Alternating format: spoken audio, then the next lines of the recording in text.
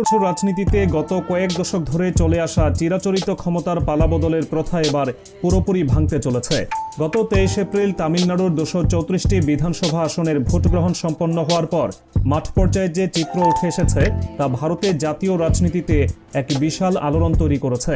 দীর্ঘদিন ধরে কেবল ডিএমকে এবং এআইএডিএমকে এর মধ্যে সীমাবদ্ধ থাকা ক্ষমতার লড়াইয়ে এবার আছড়ে পড়েছে নতুন এক রাজনৈতিক শক্তির ঢেউ। আর সেই শক্তির কেন্দ্রে রয়েছেন দক্ষিণী সিনেমার তুমুল জনপ্রিয় মহাতারকা থালাপতি বিজয় এবং তার সদ্য গঠিত রাজনৈতিক দল তামিলাগা ভেট্রি কাজাগাম। ভোট গ্রহণের পর বিভিন্ন সংস্থার বুথ ফেরত জরিপের যে প্রাথমিক তথ্যগুলো গণমাধ্যমে আসতে শুরু করেছে, সেখানে তামিলনাড়ুর বর্তমান মুখ্যমন্ত্রী এম.কে. স্ট্যালিনের নেতৃত্বাধীন ক্ষমতাসীন সরকার রীতিমতো অস্বস্তিতে পড়েছে। প্রাথমিক তথ্য অনুযায়ী একেবারে প্রথমবার সরাসরি নির্বাচনী ময়দানে নেমেই থালাপতি বিজয়ের দল প্রায় 98 থেকে 120টি আসন নিজেদের দখলে নিতে যাচ্ছে। এই বিপুল পরিমাণ আসন পাওয়ার আভাস প্রমাণ করে রূপালী পর্দার গণ্ডি পেরিয়ে সরাসরি ব্যালট বাক্সে মানুষের রায় টেনে নেওয়ার ক্ষেত্রে বিজয় এক অভূতপূর্ব ইতিহাস গড়তে চলেছেন।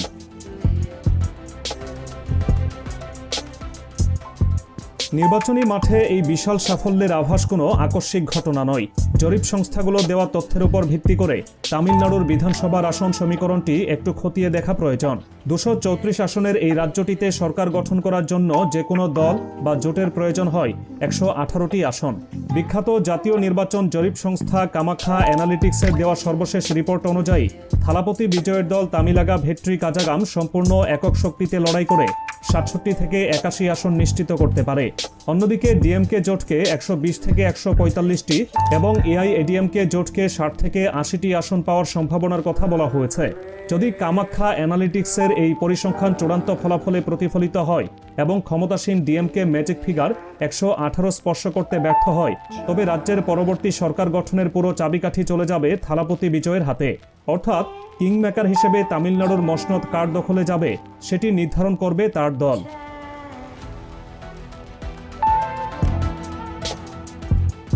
বিজয়ের এই অভাবনীয় রাজনৈতিক উত্থানের পেছনের কারণগুলো খুঁজলে দেখা যায় তিনি কেবল একজন সিনেমা তারকার জনপ্রিয়তাকে পুঁজি করে রাজনীতিতে আসেননি, বরং তার এই যাত্রার পেছনে রয়েছে 2 দশকের বেশি সময়ের এক সুসংগঠিত প্রস্তুতি।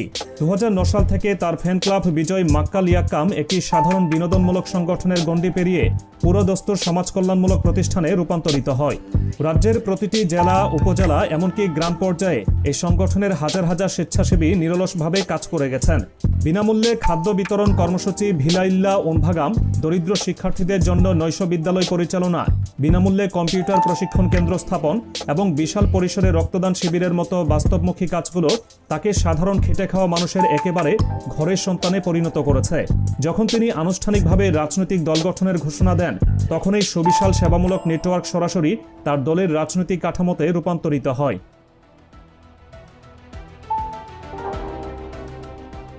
রাজনৈতিক আদর্শ এবং অবস্থানের দিক থেকেও থালাপতি বিজয় সম্পূর্ণ ভিন্ন একটি স্রোত তৈরি করেছেন। তামিলনাড়ুর রাজনীতিতে বরাবরই আঞ্চলিক অধিকার, ভাষা এবং নিজস্ব সংস্কৃতির সংরক্ষণ একটি বড় ইস্যু। জাতীয় স্তরে যখন হিন্দি ভাষা চাপিয়ে দেওয়া বা রাজ্যের অধিকার খর্ব করার মতো বিষয়গুলো সামনে এসেছে, তখন বিজয় একদম সরাসরি তার অবস্থান পরিষ্কার করেছেন।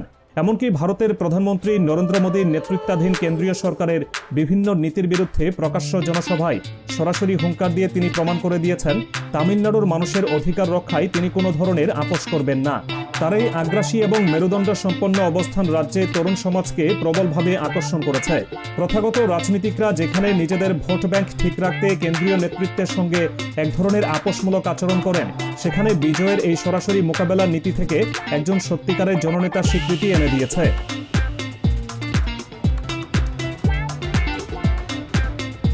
এবারের নির্বাচনে ভোটদানের হারের দিকে নজর রাখলে বিজয়ের দলের পক্ষে একটি বড় ধরনের নীরব বিপ্লবের প্রমাণ পাওয়া যায়।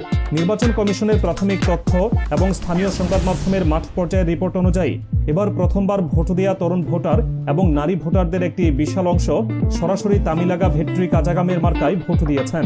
তামিলনাড়ুর নারীরা দীর্ঘদিন ধরে এমন একজন নেতার খোঁজ করছিলেন যিনি তাদের সামাজিক নিরাপত্তা, কর্মসংস্থান এবং আর্থিক স্বনির্ভরতার বিষয়ে বাস্তবিক পদক্ষেপ নেবেন। থালাপতি বিজয় তার নির্বাচনী ইশতেহারে নারীদের জন্য বিশেষ ক্ষুদ্র ঋণ প্রকল্প, বিনামূল্যে উচ্চশিক্ষার সুযোগ এবং নারী সুরক্ষায় কঠোর আইন প্রণয়নের কথা স্পষ্ট করে উল্লেখ করেছেন।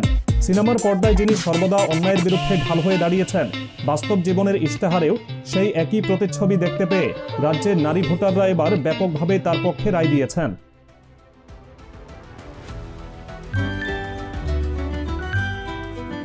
এআইএডিএমকে এর নেতারা নির্বাচনের শুরুতে বিজয়ের এই রাজনৈতিক অভিষেকের প্রভাবকে খুব একটা গুরুত্ব দিতে চাননি। তাদের ধারণা ছিল জনসভায় সিনেমার ভক্তদের ভিড় আর ব্যালট বাক্সে ভোট প্রদান সম্পূর্ণ দুটি আলাদা বিষয়।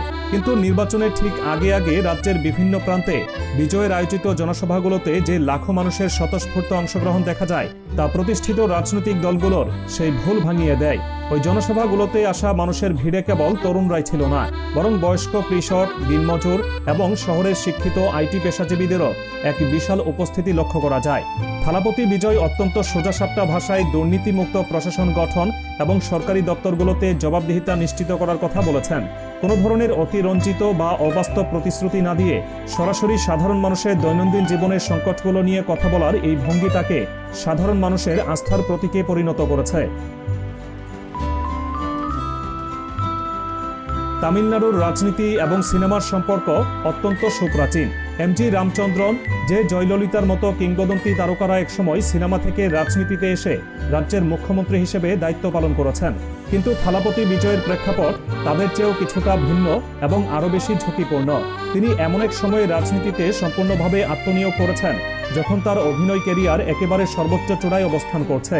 ভারতীয় চলচ্চিত্রে সবচেয়ে বেশি পারিশ্রমিক পাওয়া অভিনেতাদের মধ্যে অন্যতম হওয়া সত্ত্বেও তিনি কেবল মানুষের জন্য কাজ করা তাগিদে সেই বিলাসবহুল জীবন এবং নিশ্চিত ক্যারিয়ার থেকে সরে এসে সরাসরি ধুলোমাখার রাজনৈতিক ময়দানে নেমেছেন। মানুষের প্রতি তার এই নিঃস্বার্থ আত্মত্যাগ ভোটারদের আবেগকে গভীরভাবে নাড়া দিয়েছে। অতীত ইতিহাস ঘাটলে দেখা যায় অনেক তারকাই রাজনীতিতে এসে মাঝপথে পিছু হটেছেন, কিন্তু বিজয় তার প্রথম পদক্ষেপেই বুঝিয়ে দিয়েছেন তিনি এখানে দীর্ঘস্থায়ী পরিবর্তন আনতে এসেছেন।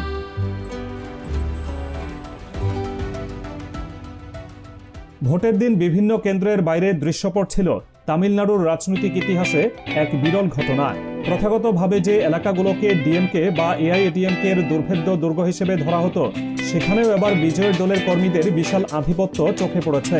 তৃণমূল স্তরে সাধারণ মানুষের মধ্যে এই বার্তা খুব স্পষ্টভাবে পৌঁছে গেছে যে পরিবর্তন এখন আর কেবল স্লোগানের মধ্যে সীমাবদ্ধ নেই, এটি দরজায় কড়া নাড়ছে। বিশেষ করে রাজ্যের প্রান্তিক কৃষক সমাজ এবং বেকার যুবকদের কাছে থালাপতি বিজয়ের ইশতেহার একটি নতুন মুক্তির সনদ হিসেবে কাজ করেছে। সরকারি চাকরিতে স্বচ্ছ নিয়োগ প্রক্রিয়া এবং কৃষিপণ্যের ন্যায্য মূল্য নিশ্চিত করার যে রূপরেখা তিনি জনসমক্ষে তুলে ধরেছেন, তা সরাসরি সাধারণ মানুষের সমস্যাগুলোর সমাধান বাতলে দিয়েছে।